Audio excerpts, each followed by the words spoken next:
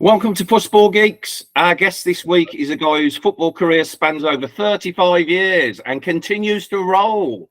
A part of the exciting Crystal Palace side of the late 80s, early 90s, and latterly Coventry City and Millwall, he brought consistency and 100% work ethic to every role he occupied, and their high standards he maintains in his present role as part of the coaching staff at Watford. It gives me great pleasure to welcome Richard Shaw. Richard, good evening. How you doing, Phil? All good?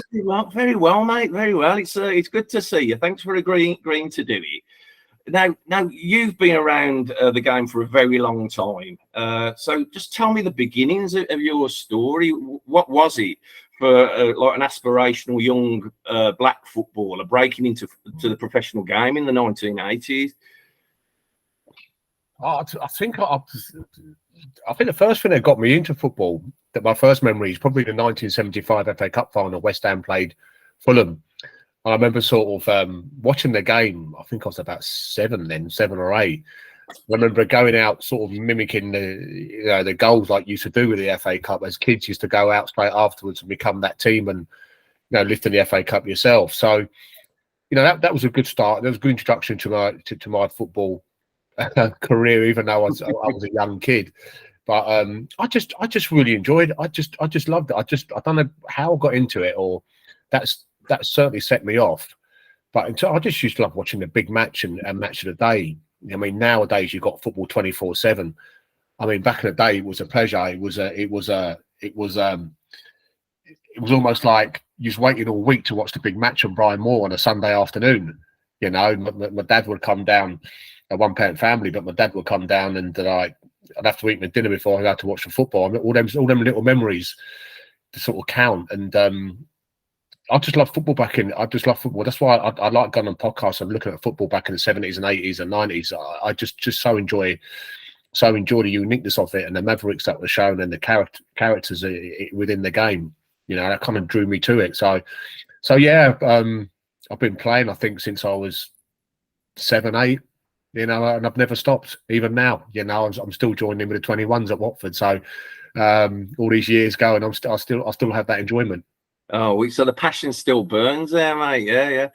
And I mean, you are a West Ham fan. You told me this in a phone call we had recently. I mean, which is an admission coming from an ex-Millwall boy as well. Yeah, they absolutely love each other. Yeah, that's a complete no-no, really. But I mean, the reason why, I used to follow West Ham at the time. My dad was from Bermuda. My father was from Bermuda, and he was good friends with Clyde Best, who was obviously he was a West Ham player, obviously back in the day, and one of the first black players we had. And I used to be taken down to the training ground and at times and watched them train, and I was taken to Upton Park at times. So that was my intro to it. Was my father. I was born in London, so I'm not like someone outside of London that supports anything else, but a London side. So yeah, that was my introduction to West Ham because my father, from my heritage is Bermuda. Mm-hmm. So yeah, that was me, and I think he obviously forced me to watch a few of the cup finals at the 75 and 80, and then like I said, I end up even when I end up at Millwall. I'm sure we'll talk about it later on, but I'm going to Millwall when I was at Coventry and Crystal Palace, obviously a South London club, and I was still not sure about it. But one thing I will say about Millwall, I worked there for 6 years and I loved every minute of it. 2 years as a player and 4 as a coach, and taking out any allegiances elsewhere or any other South London clubs that I played for, I thoroughly enjoyed my time there. Yeah, I mean, I mean, Millwall's a very special club, but I mean, West Ham. I used to have a friend in Stepney, and like when West Ham were playing at home, it's like a community, isn't it? It's like it's not just football for people down in the East End. It is religion, and West Ham's a massive kind of like exponent of that kind of football as religion kind of tradition, isn't it? Definitely. And do you know what I find? What I find, Phil, is, I know we spoke before, when I was driving home from work, etc. We had a good catch up, and until I stopped playing football, I didn't really realise how much it means to supporters and fans of their clubs, what who they support. It's only when I go to the games now and I hear the comments coming out from fans and the passion, and either makes their weekend or it breaks their weekend. And I go onto Twitter and the fans from my ex clubs at Coventry who've done really well last year to get in the playoff final. Yet if they lose a game, I can see their comments on Twitter and it's like, Wobbers has got to go, etc., or it's not good enough. I mean, it's fans. I think it's the fans' game. I really do, because I remember with COVID, there was no fans within the games. During the COVID, there's no atmosphere. It was terrible. It just shows you how much your fans are. They should be more valued, in my opinion.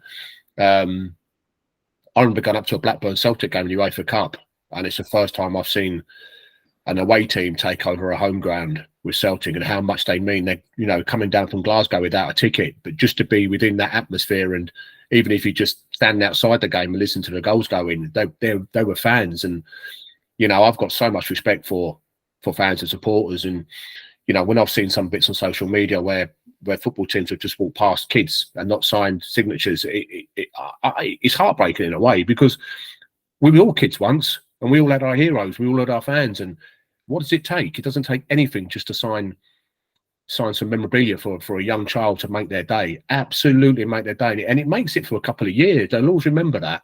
Yeah. They are. So yeah, supporters for myself. I know the way the game's going with the finances, etc., the Premier League, and how much money now is in football. But in a way, I like going back to back in the day, the 70s, 80s, 90s, when, like I said, there was characters and people had time for supporters. And I know it's difficult now. Everyone's got mobile phones down there. They might take a picture of you in a wine bar having just one glass of wine, and all of a sudden it goes out to the papers and it's like a complete, drink fest, etc. So I understand sometimes where players are, but there's so many players that do so much for young kids and supporters and fans. So we must remember that too. Yeah, I think we'll touch on modern football in a bit more detail later on. But you're right, it does kind of like that gesture from a footballer when you're a young fan. It doesn't only make your day; it kind of builds an allegiance to that football club life. You know what I mean? So in that kind of what seemingly kind of small gesture, you are kind of building your dynasty as a football club by just doing that small thing. Now in the 80s, you started at Palace, and that was a very kind of community-based club, a club striving to reinvent itself after the false dawn of the early 80s with the team. I remember that. Terry Venables, they were at the top of the league at Christmas 1980, and everyone was thinking, could the unthinkable happen? Well, it never, but they were pushing, but they never really had a goal scorer. That team never had a goal scorer. I remember they got promoted the season before, played 42 games, and I think they scored 52 goals. Wow! But only conceded 26 in a 42 game season. So, but they used to keep the ball for about half an hour, and isn't it? Yeah, like boring the other team to death. The real like tick attacker, but in a kind of late 70s, early context. And do you know what, Phil? With that you say that it is quite. This is my thing with the modern day football, and football has evolved and it has moved on. There's no doubt about that. You can see the way teams are playing now, but there were certain teams who were doing that back then. Yeah, I look at the great Dutch team of 74 and 78, total football. Ajax coming through with total football. You take Crystal Palace team we just mentioned. That great Liverpool team in the late 70s and 80s that just played through midfield with Souness and Whelan and McDermott and everybody else, and there were people doing it. We talk about the high press. Everyone talks about high press. Ian Rush was doing that 30 years ago. He was the best defender Liverpool had. He was running for, pressing from the front. So I think sometimes we do get carried away. I think the modern game now is where it is with social media, and I'm lucky enough to have gone through a few generations of football, so I can relate to how it was back in the 70s, 80s, 90s, and 2000s, etc. Whereas I think a youngster now probably look at that and think, they did what? Not in the first. European Cup. Really? Yeah, they did. They had a fantastic team and a fantastic manager. So yeah, part of being a football fan as well, part of being in football. So I love the history of football, and I watch games from back in the day. And there's some fan. I mean, Glenn Hoddle. I know I'm going off piste here, but we talk about Kevin De Bruyne, and quite rightly so. But Glenn Hoddle, I mean, he was just a genius. Yeah. Genius. He won 57 England caps. He should have won 200. Well, they say that. They say if he was like Italian or French, he would have, because his kind of range of passing and incredible kind of like vision and skill was it. It came from an era where, I always say this, it came from an era where it was like it was containment over flair. You know what I mean? Yeah. You get teams that just want to stop other teams, and if you were a decent flair player, you get seen as a luxury within that within that system. But I mean, Glenn Hoddle works as hard as anyone in midfield, but just because he could knock a pass and kind of summon up those occasionally rare moments of genius, he was seen as a luxury. And if England maybe, if they had gambled on them players like your Alan Hudson, your Peter Osgoods, your Stan Bowles and Tony Currys, that should have won more caps for England, Rodney Marshes and people like that, maybe they would have qualified for the 74 and 78 World Cups rather than not even go to them tournaments. So what you said, Dev, was quite right. They were just contained, and there was constraints upon them players. And Frank Worthington, I mean, what's a player he was? I think he won about 8 caps, if that. Mate, he meant because I'm a Blues fan. I saw Frank down St Andrews in the early '80s, and so we had the luxury of him for 2 seasons. Yeah. And I remember one game against Southampton specifically, where he just absolutely tore Southampton apart, but barely moved 10 yards in the game. It was just a superb kind of efficiency of movement and able to produce those little bits of brilliance that are so rare in football. Absolutely. Yeah. So Mate, you're at Palace, and it was a team that was finding itself again. So when you moved in, it was towards the 88. Was it 86 that you joined, or 87? I think it was 86, 87 when I became an apprentice. Yeah. Apprentice days, wasn't it? So you did 2 years as an apprentice, in 1 year, 1 or 2 year pro, and then you're on your way. But yeah, Palace was when I went there as a youngster, it was in this what is now the Championship, which was then the second division. I think it was 88 or 89. I've lost track of it. They got promoted. We, in the playoffs against Blackburn. Yeah. In the first leg, 3-1, and I think I was on the bench in that game. Actually, I was only a young kid. And in the second game, we beat them 3-0 at Selhurst, and we ended up being, in Division 1. So for me, as a young player, I didn't really take it all in and what it all meant, because I literally I was still an apprentice or just coming out of being an apprentice, and you sort of find out you're now applying your trade in the first division, which is now obviously the Premier League. And we had the next year was quite I think we finished mid-table, and then it was the following year afterwards when Ian Wright was at the club, and Steve Coppell just made some fantastic signings. It was a lot of non-league boys. Andy Gray came in, and Jeff Thomas and John Pemberton come from Crewe. Mark Bright come from Leicester. Ian Wright come on a 3-month trial, and before you know, look what he became. Yeah. And then the old guard, which was Jim Cannon, and Jim Cannon was brilliant for me. He was great for me. Great, Mickey Droy, all them guys really helped me, forge a career in football. And the balance was a good balance of non-league hungry players, and they were good players as well, that were really hungry and wanted to prove themselves. And then obviously the following year, 1990, we ended up in an FA Cup final. In 91, we came third in the first division or Premier League, whatever it is now. And we couldn't play in Europe because we were banned because of what happened at Heysel. So there was quite a good few years. Them first 3 or 4 years were wow.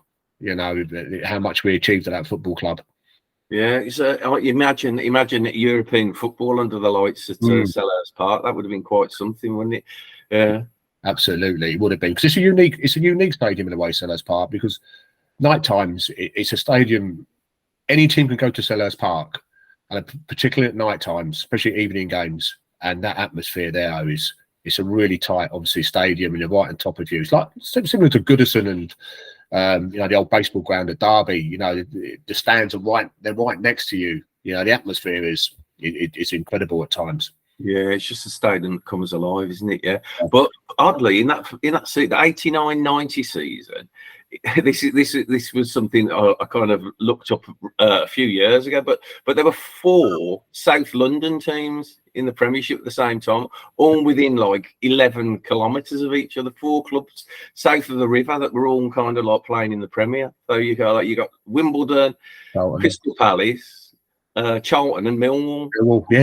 Yeah, they were the top flight, weren't they? 88 for one season. Well, they were in there for 2 seasons. They had a good first season, but that 89-90 season they got relegated. But all 4 of them were there in a cluster. Just I remember it well. I remember beating Millwall 4-3 at Selhurst. One of the best games we've ever been involved in. 4-3 game, which was incredible. And that time, of playing football, Millwall in the first division, it was fantastic. I mean, the atmosphere, you can imagine what the atmosphere, and the old Den as well. I don't know anybody who's been to the old Den.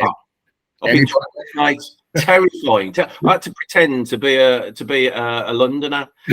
Just kept me trap shut all the way down Cold Blow Lane.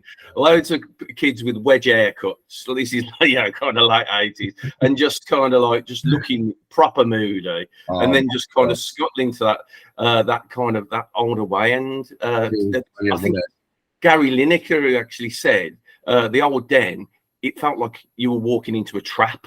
You were. I remember going there being a sub. I think it was the days you only had 3 subs or something like that. And Steve Coppell, I was a young kid. It was back in that part, and Steve Coppell said, "Right, warm up." So I thought I got to have warmed up. I done one length of behind the lines or whatever it is. I got so much stick and so much. I literally sprinted back, and Steve Coppell said, "Is that it?" And I went, "Yeah, I'm ready. I'm ready to go now. I'm not doing that again." I'm not doing that. It is a unique football club, I have to say. Brilliant, great atmosphere. The old Den was some atmosphere. I always think if you can play at places like that, and you can play within that atmosphere, you can play anywhere. It was a brutal place to go as a supporter. I can only imagine what it was like to be on the pitch and taking that. So I mean, you went into Palace at just the right time, because they were kind of emerging, weren't they? They got to the cup final. Did you play any part in that final, Rich? Were you in the final? Yeah, you played in the final. Yeah, I played in the final. And it was a good one, the first game, wasn't it? The second one was a bit of a war of attrition, but the first game was a proper game, wasn't it? Yeah, it was. We tried to go man for man in the midfield area, where I played in midfield that day with Jeff Thomas and Alan Pardew, because they had Robson, Ince, and Robson Phelan, and Neil Webb, and they were a good side, man. They were just starting that beginning of Fergie's, Sir Alex's reign of 20 odd years of titles, etc. They were a good side, but Liverpool, the best. I mean, I love the final. The final was fantastic, and you never take it away. But the semi-final, I loved the semi-final at Villa Park. Liverpool 3. I mean, we'd lost 9-0. I don't know, September, October time, back in the day, and I think Liverpool thought it's just going to turn up and think, we beat this like 9-0 before. We lost 2-0 just over the Christmas period at Selhurst, so we were closing the sort of gap in terms of keeping the score down. and even going in the semi-final, you kind of think, listen, what we got to lose? No one's expecting us to win, and for us to win 4-3. And obviously, the other semi-finals, Manchester United beat Oldham 4-3. Yeah. 3-3. Sorry, that was 3-3. That went to replay. And they won the replay 2-1. United. Final, fantastic. Both one was at Main Road, one was at Villa Park, which I'm going to get off my tree now and say semi-finals should be at neutral grounds rather than Wembley. Yes. We should earn the right to go to Wembley, in my opinion. I know why they've done it. I know it's financial. I get all of that, but you just take away a little bit of uniqueness. I really do think that Villa Park, semi-finals, Hillsborough, them places are just, and you can do it now. You can do it at Arsenal. Stadiums now are so good. They could easily hold that now, but obviously Wembley has to be paid for, and that's the modern times. Of course. You mentioned that semi-final against Liverpool. It was a classic in-your-face win, if you know what I mean. You really got amongst them in the second half, especially, and they every time you kind of you got the ball in the box, and it wasn't pretty, but it was so effective. Every time you got the ball in the box, they were worried, and that was the essence of that win, wasn't it? It was. They couldn't stop your aerial power that game. We were a very physical side, Crystal Palace. We're a physical side. We make no bones about it. We look to get the ball in dangerous areas with quality. We had Wright and Mark, Whitey especially. I mean, Whitey was best centre forward I think I've played with. His enthusiasm to score goals, even on the training pitch. The keeper saves it, and he's like 2 yards out from goal. He's smashing it in the back of the net. He just loves scoring goals, and that guy was just fantastic. And he was always going to be a threat within that era for us because of his pace. He was so quick, and then we had a midfield that was competitive. Andy Gray, you end up going to Tottenham and keep. He was a great player. Andy Gray was a great player. Because I used to go and watch football at Villa as well, and he could ping a pass, and he had a rifle of a shot. Brilliant, absolute rifle. Brilliant. Yeah. Alan Partridge is a real great unspoken footballers. One of the ones that a lot of people forget about, but he was tremendous. Brilliant, great lad as well. I'll still take in touch with him now. He's just the funniest guy, Andy Gray. Funniest guy. He's brilliant. But we had a good side, and good back four. I was a part of a good back four with Andy Thorne and Gary O'Reilly, and John Pemberton was really quick. We got him from Crewe, but it was just a good mix. It was a real camaraderie. It was a real team ethic, teamwork. We loved training. We worked hard in training. Steve Coppell was a fantastic manager. He really was. Just the way he set you up, and he was calm, cool, and collected. Great guy, absolutely great guy. Yeah. It would be a miss at this point. I mean, moving onwards to not to because your involvement in the Cantona incident of the 94-95 system. What happened there, mate? And is Eric still on your Christmas list? I really like Eric. I've got to say, I can't say I've come across him since or before. Watching him as a player, I'd love to watch him play. I mean, God, I would love to have him in any team that I had played in. Fantastic footballer, and I think he was the catalyst of Manchester United going on the run of trophies that they secured. Was because of him, and he had that work ethic with the class of '92. They saw him doing it, and then they followed it. So Eric was a fantastic player. But I think you remember that year. I think he was embroiled in a bit of controversy. I think he stamped on John Paulson at Norwich. I think he got sent off against John Moko at Swindon. So he had that he's got that Gaelic flair, but he's also got that, he plays on the edge.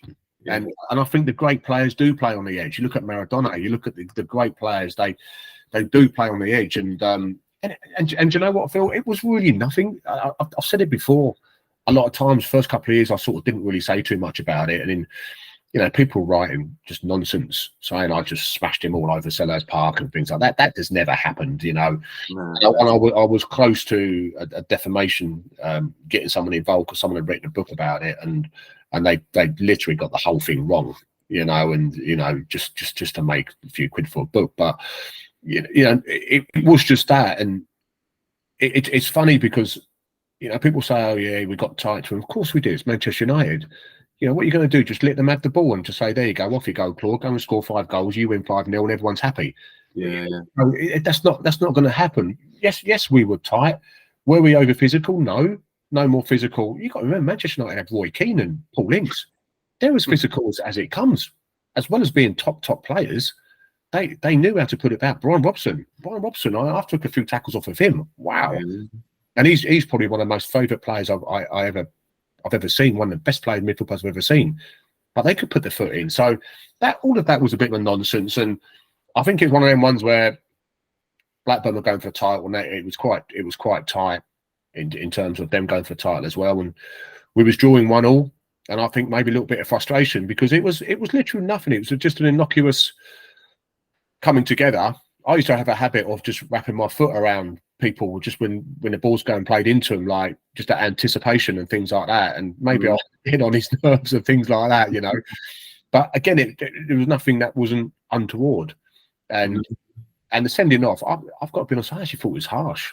I'm going to be honest, because it was just like we saw it against Jota against Tottenham this weekend. It was just a coming together, which was something over nothing.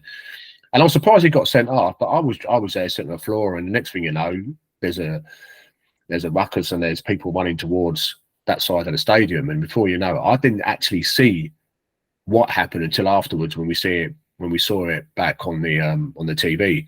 You know, I was taken by surprise a wee bit, I have to say, regarding it. But like I said, I still don't know what was said from the supporter coming down to give them stick. And there comes a point when people say, you know, you pay your money, you can say what you like. No, you can't say what you like. Then, you know, that's wrong. You know, so whatever was said, obviously Eric took offence to, and he did what he did. Only Eric could tell you why he probably done it. But yeah, it was some event that is for sure. So it does crop up a lot, and you know, January the 25th every year, it sort of pops up on a timeline, or I'll get a call from a journalist saying it was 25 years since this incident, or 20 years, or 50, whatever it was. So yeah, that was that. Like I said, they were just a fantastic football team. Yeah. It's funny you say. I mean, because like combative players, it makes me. Sometimes you see some of these decisions referees making, and you think to yourself, have they played football? Because they certainly haven't played football at a top level to make judgments like that. Because it happens in every game, don't you? You see about 4 or 5 people crashing into each other, and it's just nature of the beast, really. So.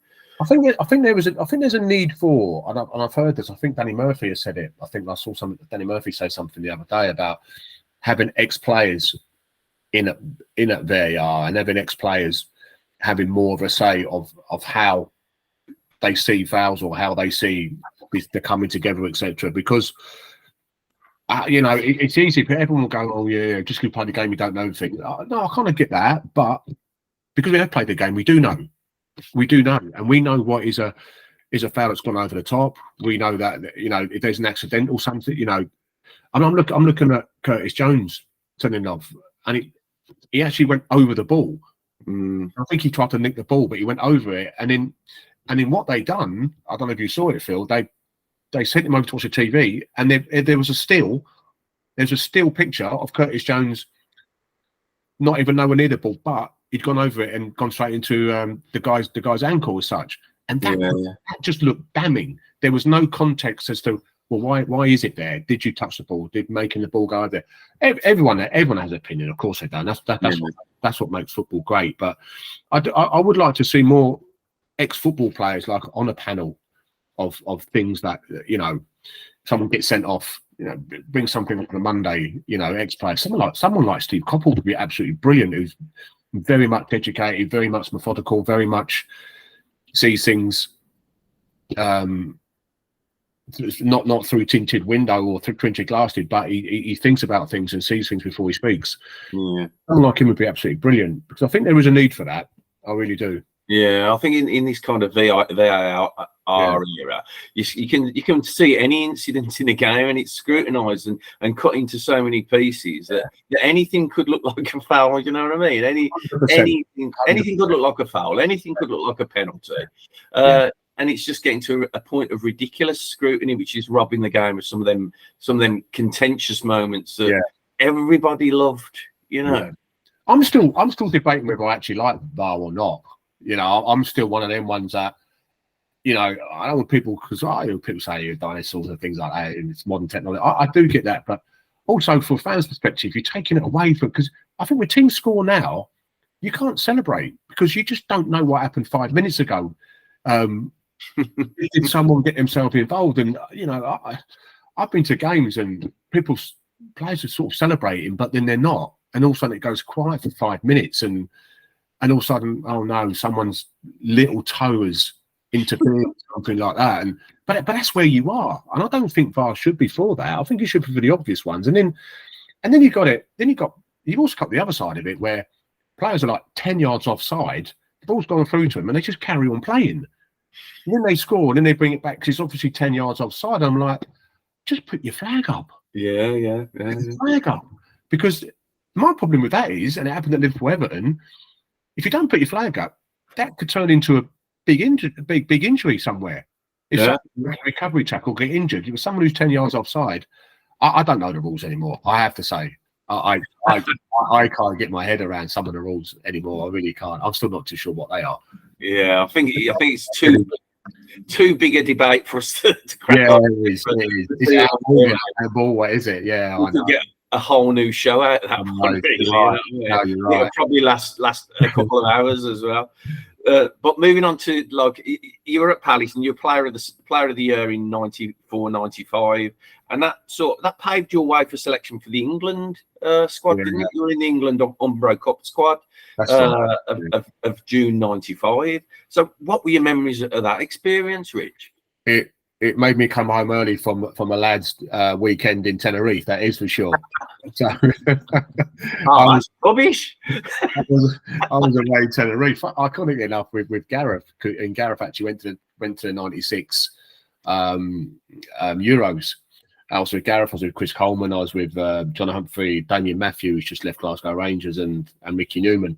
And we literally just used to go away for a couple of days, and it was like bit of golf, bit of this, bit of that, and back in the day, never had no mobile phones. And we sort of phoned home 2 days later. Chris Coleman said, "You got to phone home. You've been called up by England." And I was like, "Yeah, all right." And it's like he wanted me to like phone home. I just wouldn't do it. So I was a day late in phoning back and getting all the details.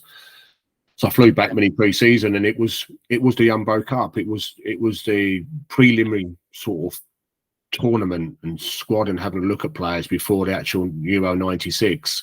And it was fantastic to be involved in that, you know. And Paddy didn't go. I think Tony Adams didn't go. They were missing quite a few. Incy was missing. But I always think sometimes in life and football, you make your own luck. And, you know, I wasn't going to turn that down. That is for sure. And, I had a good couple of weeks, a really good couple of weeks. I mean, training with the likes of Gascoigne. I mean, you play in the Premier League, and it's a real good level. Obviously, it's a top level. You go to international football, it's just another level. And then above the international level is Paul Gascoigne. He was just incredible player, absolutely incredible footballer. You know, and I was in the squad with Gazza and Jamie Redknapp and Steve McManaman. I think it was Gary Neville's first squad and David Unsworth's first squad as well. So we were the newbies, but it was just brilliant training every day, just Premier guys. You know, unfortunately, I never got onto the pitch. But, you know, people could say, "Are you disappointed at that?" No.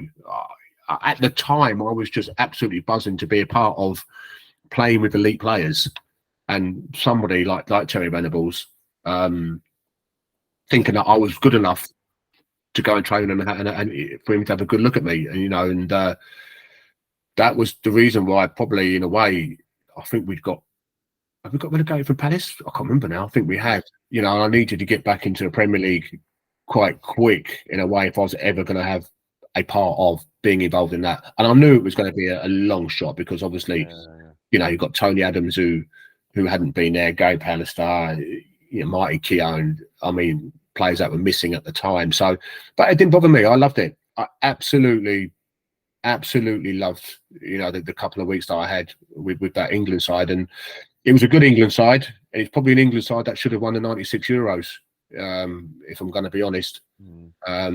But I've been saying that now for a while now. In the last couple, you know, England should have won something, but I thought we just can't seem to get over the line. Yeah, let's hope that happens at some point in the near future. We're almost there, aren't we? We've got the players, we've got the setup, everything. We've got great players. Yeah, the best I've ever seen as an England, the best I've ever seen. And do you know what, Phil? Do you know what I think? You know what you just said there. That generation in 2002, 2006 with Rio, John Terry, Gary Neville, Ashley Cole. Ashley Cole was the best left back in the world. You know, you've got a midfield of Gerrard and Lampard and Scholes. And unfortunately, they should have made it a 4-3-3 rather than a 4-4-2 and put Skull on. You know, and then we had, you know, Shearer and Sheringham and Fowler and Ian Wright and all, you know, abundance. That era for me, I thought was incredible team, incredible players. But I look at this era, I think with this era, we've just got more depth. I think we've got like maybe 30 players that can be in the squad.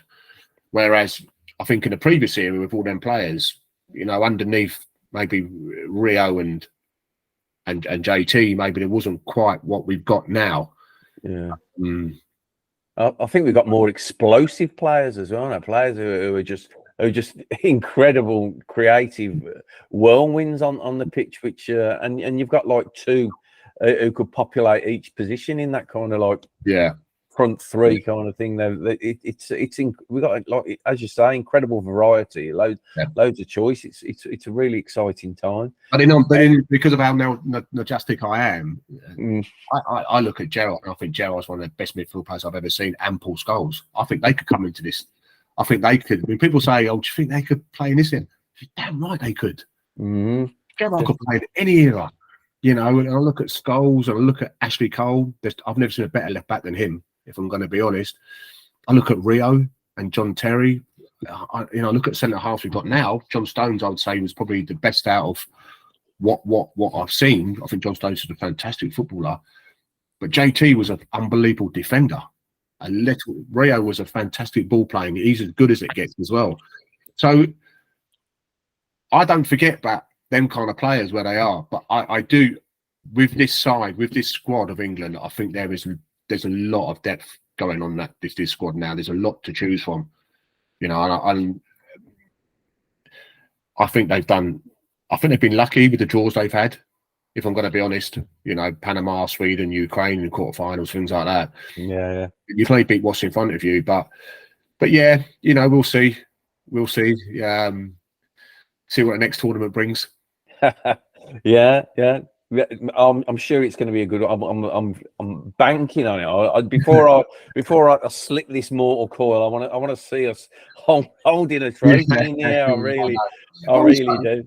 Also, I do appreciate other nations as well. Oh, of course, yeah. Look at what Spain did with the Euros, World Cup Euros. That was just a phenomenal team. You know, I look at the Brazilian teams back in the day of 78, 82, 86. You know, I look at Argentina. Maradona would pull them to 2 World Cup finals and whatnot. You know, it's not easy, is it? Everyone keeps saying, "Oh, England should be winning that." I mean, there's so many good nations. The Dutch team have never won the World Cup. I mean, they've had unbelievable teams. Eri Hahn, you know, Johan Cruyff, the Germans. I mean, what an outfit they are. Although they're struggling now, but so when people say, "Well, England have not won nothing in 50 years," I can sort of see why in a way. Yeah, there's a lot of competition out there. I actually get I spoke to a guy called Gary Thacker like a few weeks ago, and he was talking. He'd like spoken to Eri Hahn and Rudy Kroll and Johan Neeskens, and I was just like, these are the people that maybe love football in the first instance. You know what I mean? I came into my first World Cup was a '78 World Cup. That's mine. Yeah.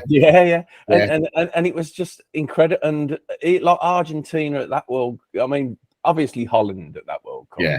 But they were a slightly reduced version of the '74 one because Cruyff was missing. But they still played superb football.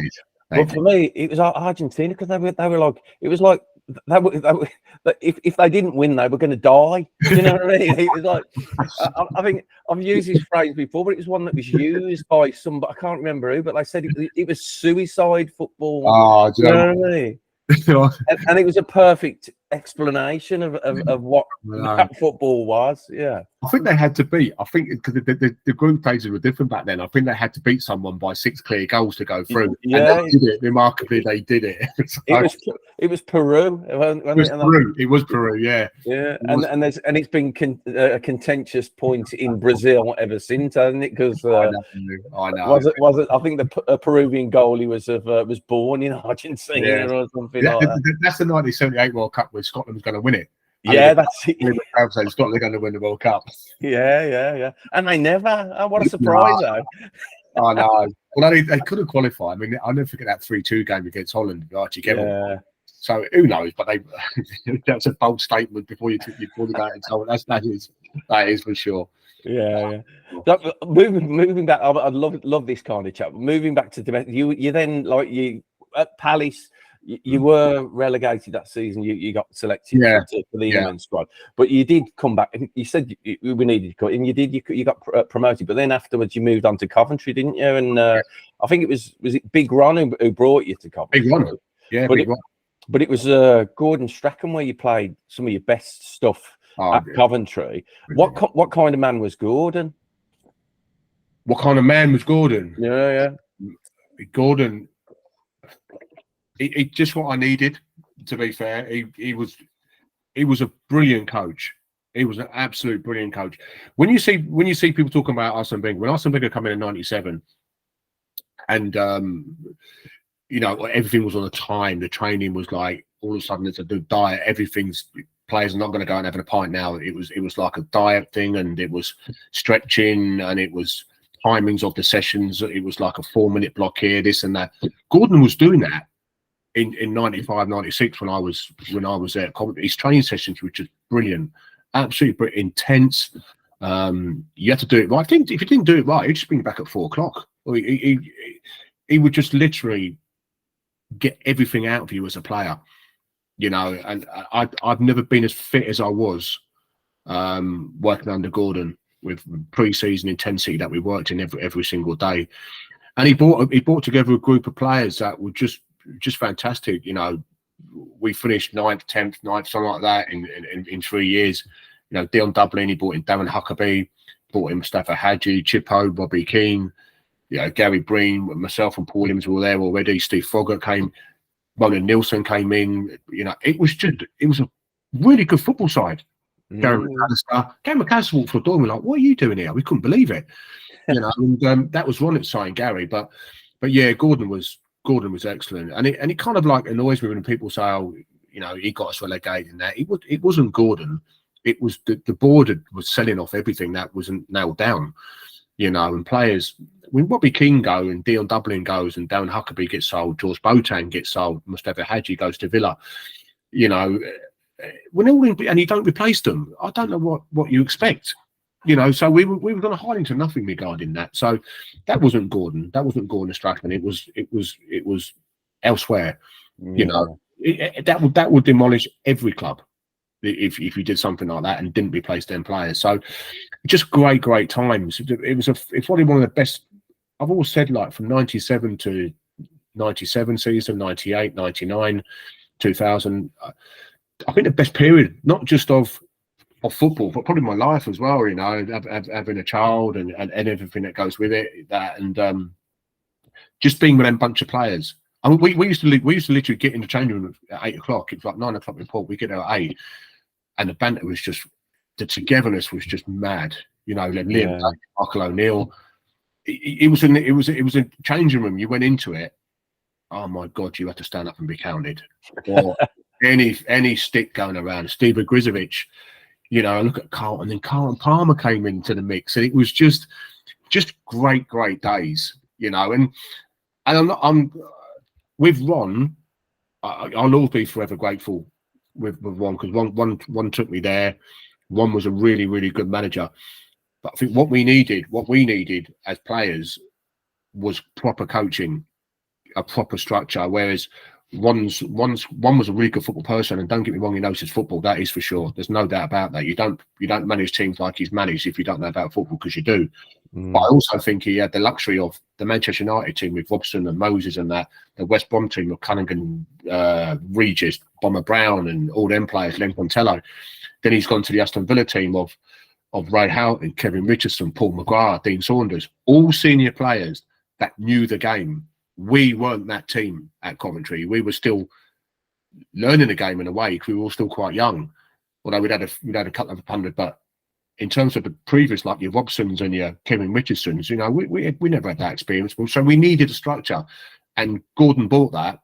But like I said, I'll always be forever grateful for Ron, and he was brilliant with me.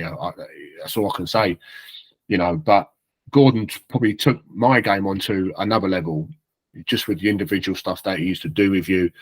And he was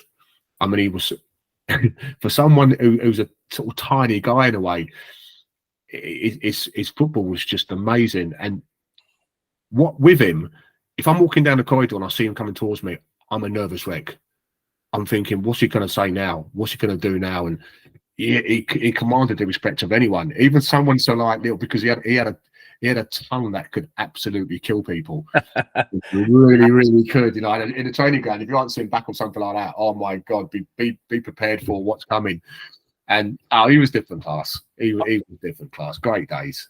It's funny you should mention his quotes, Rich, because I've got a book in the bookshelf downstairs, and it's actually got funny football quotes, but Gordon is responsible for about 50 of them.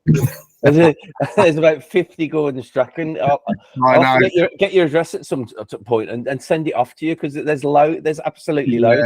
But there's two quotes that I've written down. They're not particularly funny, but they're very pertinent, and they come from the lips of Gordon Strachan. And one was, "Good people make good players."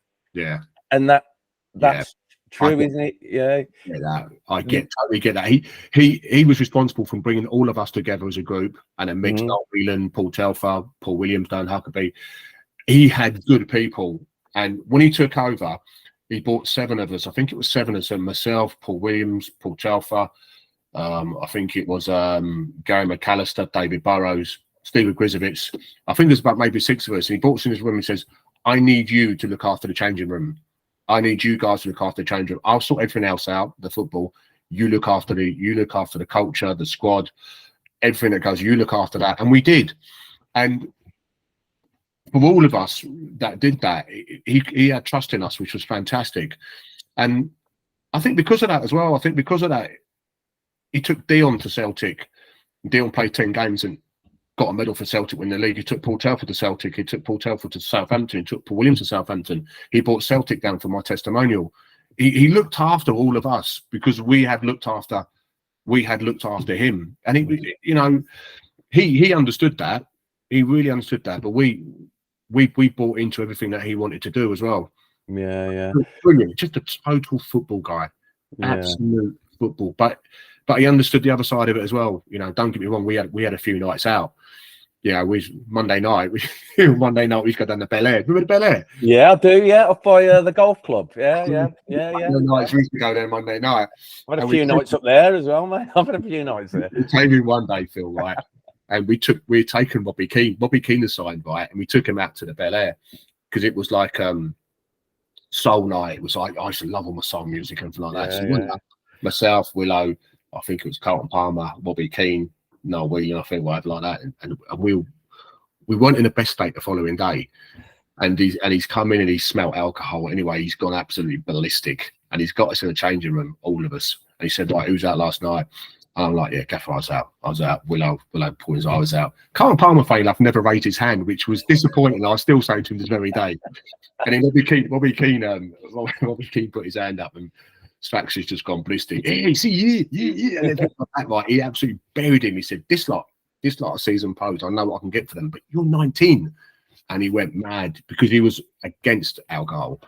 And he went away, and then he came back in, and he had these pictures of 3 players. I was telling Tom Cleverly this story this morning, funny enough. And he put his hands, Brian Robson. See here? There you go. Brian Robson. Career, finished, alcohol. Ripped it up, put it in the bin. And I'm sitting there thinking, hang about, he's won 90 England Cups. He's one of the best midfield players I've ever seen. So I'm looking at it, like, next picture, Paul McGrath. He was my hero, Paul McGrath. I loved him. Yeah. There you go, alcohol. Put it in the bin. That's what alcohol does for you. I'm clocking with Paul, like, he's just won 7 Player of the Years on the trot with Aston Villa.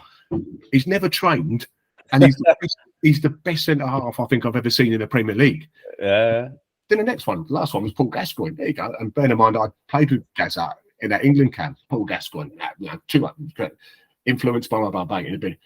And I remember going to him and said, Gaffer, can I just say something? I said, look, I know what you're trying to say, but they're unbelievable players. If I can be after players ale, I'm going to keep drinking. And he just went absolutely mad over it, like it. But we laugh about it now, and he was great with us. He was fantastic. Yeah. It's funny you should say, because the second quote actually refers to alcohol. Gordon said that when the football's over, he'll go home, become an alcoholic, and jump off a bridge. So, but yeah, I mean, obviously said with humour, but I do think some footballers don't know where to. Well, it's a common thing, they don't know where to go when the football ends, do they? It's not professional. This conversation is brilliant. We're talking about, you know, careers, and talk about, and then we go off piece to something that is really relevant, and that for me is we don't do enough for players. We don't do enough. In my opinion, the PFA, they don't do enough, because mental health. I always thought mental health was sort of laughable in a way at times. I remember Stan Collymore come out and said he had mental health issues. Stan, and I played with Stan, and I know Stan, and I said I'll be like that, like, hang about, he's on 20 grand a week back then. He's on like over £1 million a year at Aston Villa. He's got problems. But then you look at it, and people still say that is true. But I look at things sometimes when players leave football, the void has gone. It's gone. What are you getting? I can see why some players go AWOL. You know, what's your purpose in life now? Because football's quite strict. You've got to be in the morning at 9 o'clock. We're training at 10:30. We might do a double session at 4 o'clock. We're reporting for the game on Saturday at 1:30, whatever it is. And it's all done, and a lot of it's done for us, etc. But when you miss that, on a serious note, when you miss that, you can go another way, a dark way. You can go, and then I've heard of players, you know, drinking to try and fill that void. You know, they've got nothing on in their lives. What are you getting up for? What can you do? The adulation that used to be yourself as a footballer in front of 50,000 people and taking the applause, to now that's all gone. Nobody really knows who you are. You go into Waitrose shopping, no one really knows who you are. There's an ex-footballer used to play blah blah. So it is a real problem. It is a real problem, and it is out there. That is for sure. Surely not just in football, but also the way the country is now. I'm not a politician, but you know, I can't imagine where people's heads are at times. You know, but I'll stick to football. I'll stick to football because I think when you miss that camaraderie, like I said about that change room we had at Coventry, the change room we had at Palace with Chris Coleman and Gareth and Chris Powell and John Sarko and all of them. The minute you wake up and you haven't got that, that's a big loss.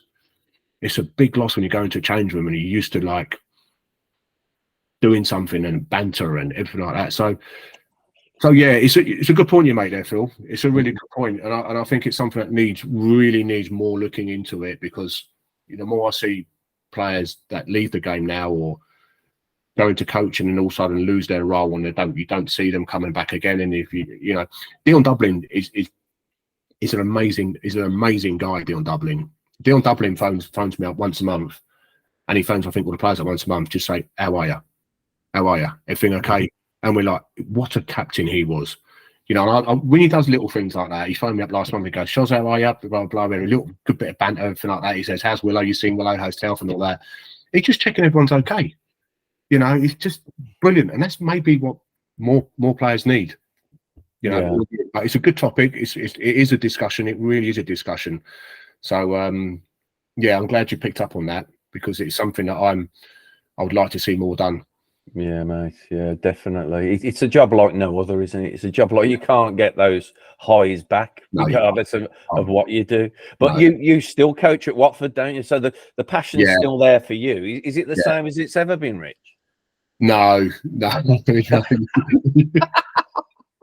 And I mean that in a good way. You can't. I mean, you can't. I mean, when I was an apprentice to where the boys are now, which they're called scholars now, whereas I was an apprentice, they're called scholars. I mean, the jobs that I was doing compared to what the guys are doing now, and it's chalk and cheese now. You can't compare. Which, you know, I used to grow up. I see John Terry on Monday Night Football the other day saying my apprentice years were the best years of my life. They were amazing. You know, learning you going from a teenager into a man, into work, etc., etc. And it's great days. Cleaning boots. I used to love. I had so much pride of cleaning boots.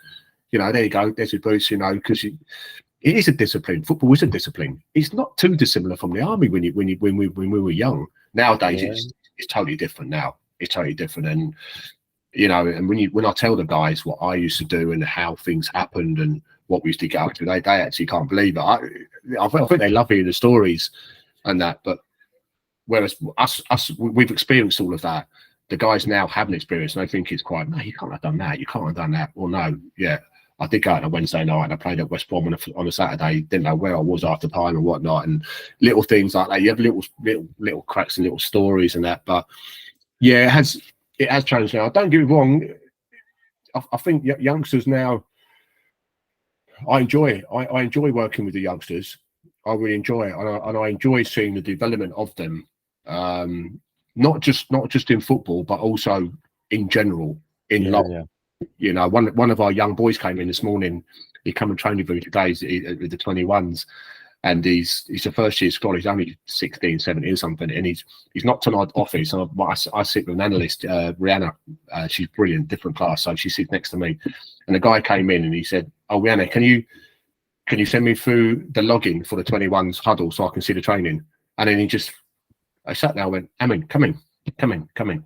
He thought it was going to get like a bollock or something. I said, "Right, how about we phrasing it like this? Rihanna, do you mind if I can have the under 21s login so I can watch training? Please." Please. You know, yeah. Oh yeah, I'm sorry. I went, "No, well, you need to get that. That's manners." Don't just Rihanna's brilliant what she does, you know. So little things like that I quite enjoy picking them up on because I don't think they see it. They see it, Phil. So it is good. It is good. You know, even when I was working with Crystal Palace youngsters with Aaron Brasaka, and you know, sold for 50 million. He's in my 16s team. Then went to 21s team. Tarek Mitchell, I had him a 21s team when he was like 17, 18, and both of them doing well. But not just them two. I look all through non-league and I see some of the players that I had at Crystal Palace. They're all playing. Some of them played like 150 games, 200 games in non-league. That's an achievement for me. That's fantastic. Achievements, not just what Aaron and Tyreek are doing. Achievements is actually playing football per se, you know, because there's millions of people want to do it. So a couple of them open up businesses and academies and things like that, which is great. And, you know, they've come and asked me for bits of advice and that. So I stay in touch with them all. And I think that's one of my biggest pleasures when you're working in academies. It's not just how they're going to be as a footballer, but it's how they're going to be in general life.